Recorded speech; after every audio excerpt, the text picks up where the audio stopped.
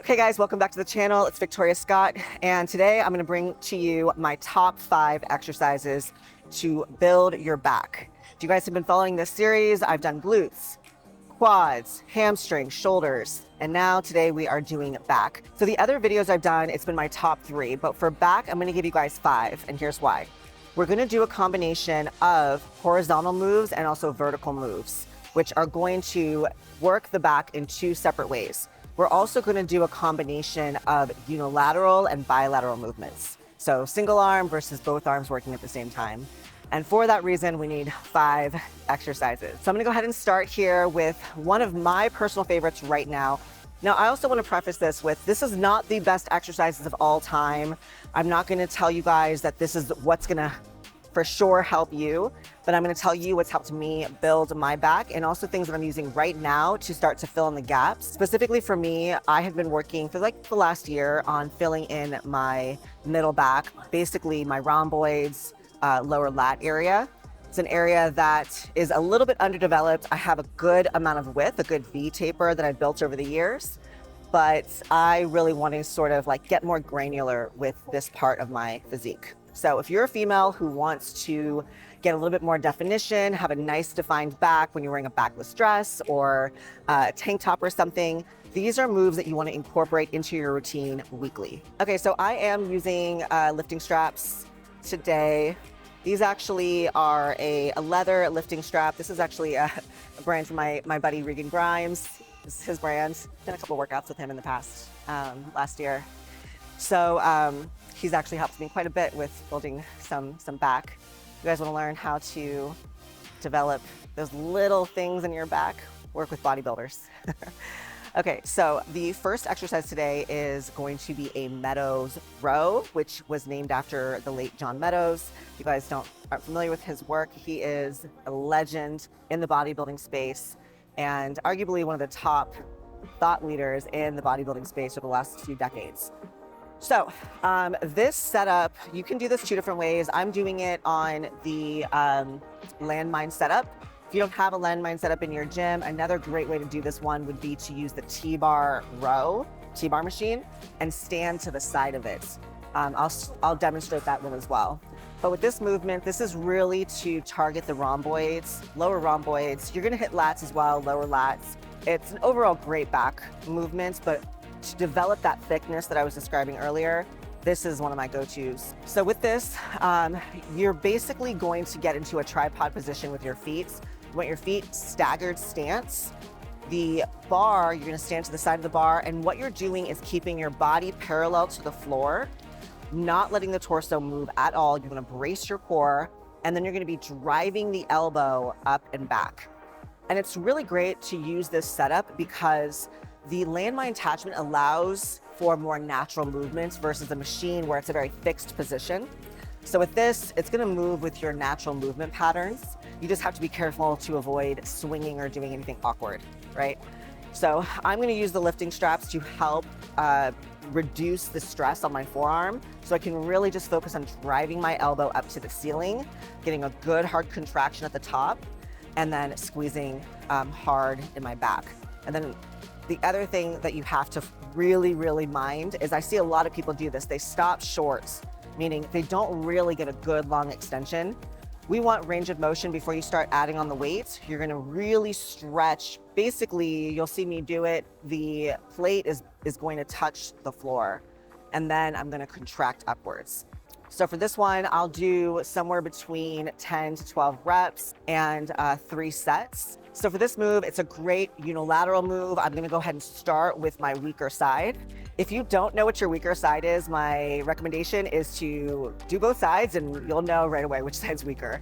In the future, always start with the weaker side and then match the reps from the weaker side to the stronger side. Okay, so I'm also gonna show you guys quickly the T-bar version. You may have this at your gym as well.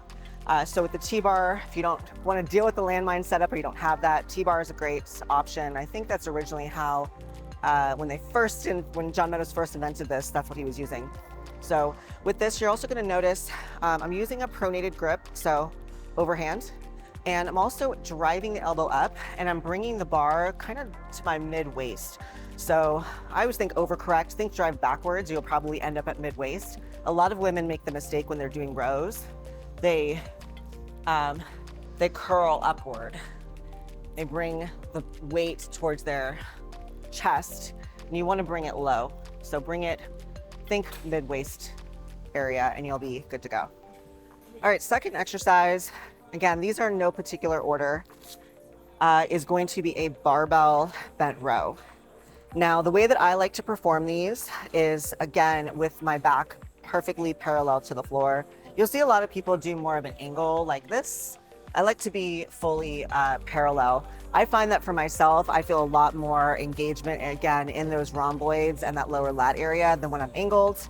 And this is just something I've learned personally from just training for a long time and working with different coaches and trying to figure out where it feels good for me. So one of my tips for you, if you're really struggling to feel your back working, is to work on playing with the different angles. So really pay attention to that, record yourself and see what does it look like? What angle are you at and what are you feeling? And I do find that if I'm a little bit higher of an angle, I do notice I get more sort of upper back trap engagements, and that's probably just from years of working on a computer, frankly. So I prefer a more flat back, and you'll notice, I'll demonstrate here, you'll notice I get a really good long extension. And with this, I like to do underhand and overhand. So supinated and pronated grips, play around with that too. With the pronated grip, it's all back. When you flip your hands underneath, right, supinated grip, you're gonna get some biceps involved too. So it's not a bad thing, it's just a different way to do it. Nothing wrong with doing either way. Now, if you're somebody who has low back pain or you just don't have a lot of good core stability, you can do the same movements, similar movements pattern using a bench. So you would get an angled incline bench on like a 30, 45 degree angle, and then you can get the barbell underneath you, straddle the bench, and then you're just gonna do the rows with your body supported by the bench. And you get the exact same work done, and it's gonna offload some of that back pressure. Also, when I'm doing this, you'll notice I take my time on the eccentric lowering part of the motion. So I don't just drop and relax down. I really take my time to guide the weight down, get a good long stretch, and I even pause for a half second to a full second at the bottom, and then contract and pull up. I see people rushing that part of it. It's like a very forceful pull and then a relax. You're missing out on a good 50 to 60% of the hypertrophy work there. So slower on the lowering part of it, and you'll see a lot better gains. Okay, moving on to exercise number 3. We are going back to a unilateral movement, and we're also switching equipment. We're gonna be using cables. So with this one, this is probably up there with my top 3, maybe top 2 moves. And I love this move because of the range of motion that you can get is pretty much as good as it gets. Not only are you gonna get full extension, you're also gonna get a little bit of a wraparound motion because you're able to get in an angle where you can have resistance, even pulling your arm across your body a little bit. And that's really gonna get deep into that lat insertion and get an even greater stretch. So I also think that, especially for someone like myself, where I do have some imbalances left to right, using, again, a unilateral system, you're able to start to work on those imbalances a bit. So with this one, I'm actually not sitting on the chair that comes with this setup, right? You can see I have a box in front of me. You can use a regular bench. You can use anything as long as you can get yourself a little bit away from the machine. You could also do this just kneeling. So sometimes I would take a knee and stagger my feet out. And then from that kneeling position, you can get a nice long stretch. So this just allows you to get more distance from the actual machine itself. Again, with this one, I'm using my weaker side first, and I'm going to focus on really stretching as far up as I can, pausing at that lengthened position, and then driving the elbow back, keeping it close to my body. And you'll also see I do like a little bit of a twist pinch. So I'm really working on squeezing this lower lat area. Again, so this is a vertical movement pattern. The first 2 exercises were a horizontal movement pattern. The first two exercises were really to help build that density and depth like I was talking about. This exercise is going to be a little bit more of that width. So working on the lats and also the lower lat area. Okay, number 4 on my list of top back exercises is going to be the traditional lat pull down. This is a go-to. This is a move that I'll probably do every week for the rest of my life. And it's something that not only is it going to help you build overall strength, if you're somebody who wants to progress to pull-ups, it's also, like I said, going to help with that V taper and working on that nice width to your back. The key with this motion, again, like with everything, range of motion, getting that nice long stretch at the top, but you want to focus on where you're driving your elbows. So you don't want your elbows driving backwards like this. You want your elbows a little bit in front of you. You also want to focus on keeping the arms just slightly wider than shoulder width. So you don't want to go excessively wide on these. There is a place for that type of hand positioning, but for the purposes of this video, I take a hand positioning that's just wider than shoulder width, just to keep things really isolated and focus on those lats all the way down.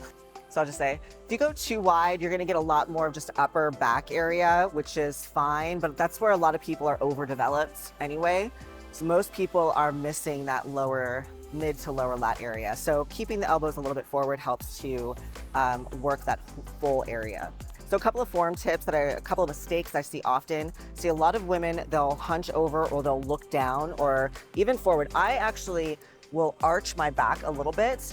I pretend that there's a rope to my sternum and it's lifting me up. So it's almost an exaggerated posture. So kind of puffing your chest out, getting your shoulders back, and I actually look a little bit up when I do these. So you don't want to look down and get that rotation in the shoulders. You want to keep the shoulders back, look up, keep a nice tight core when you're doing this, and make sure that you have control the entire time.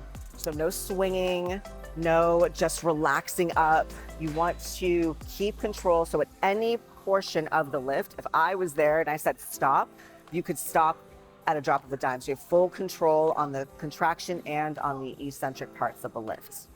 So a key thing with getting those back muscles to fire is to make sure you're just not pulling with the arms. You're actually getting the back muscles to work. So you should be able to move your scapula down. So move your shoulder blade down before driving your elbows down. So it should look like this.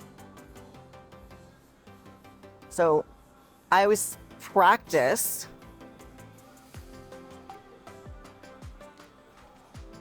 compressing your shoulder blades down, and then you're going to drive the elbows down like you're trying to drive them into your pockets. Focus less on pulling with your hands and focus more on contracting the scapula, contract your shoulder blades down, and then drive the elbows down into your pockets, or some people will say into the floor.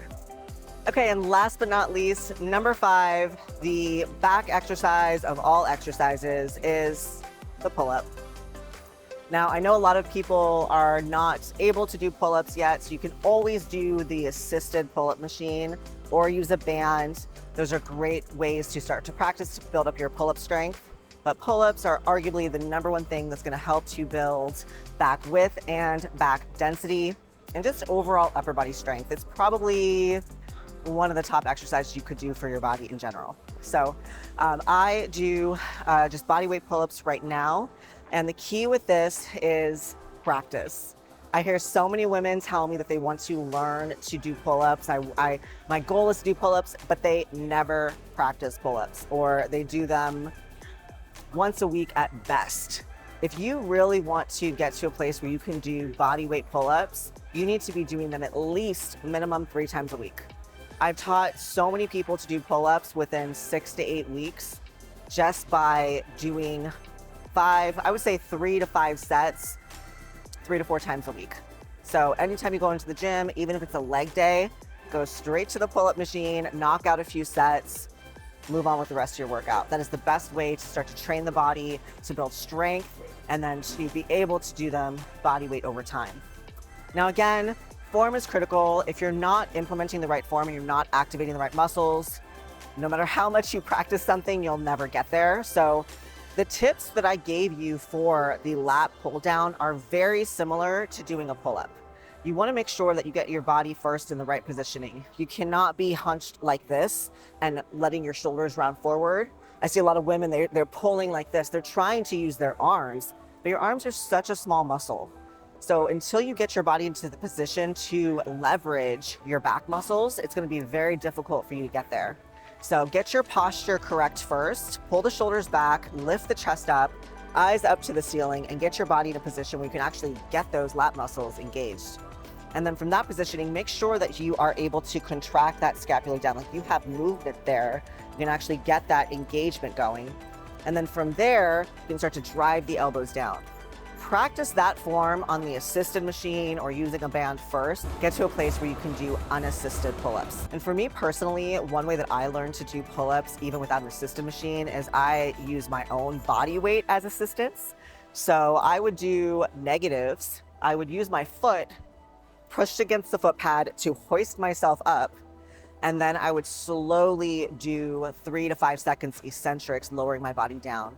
For me, that is how I was able to get to a place where I could do bodyweight pull-ups, because once you get the eccentric part down, the other half of it is way easier. I would say another way to get really good at pull-ups is, if you have a partner, having a partner to help you with those sticking points is a really great way. So if you can get a lifting partner or you find a buddy at the gym to help you with some of those sticking points, it's another great way to start building your strength, because sometimes you just need that little 10%, and once you train the brain what to feel, it just picks up on it. But until you feel it that way for the first time, I think that's why when our clients come out to our retreats, they get it, because they're able to get into an environment where they have high level of expertise, go through some sessions, get through some of those sticking points, and then they can take that home and run with it for months.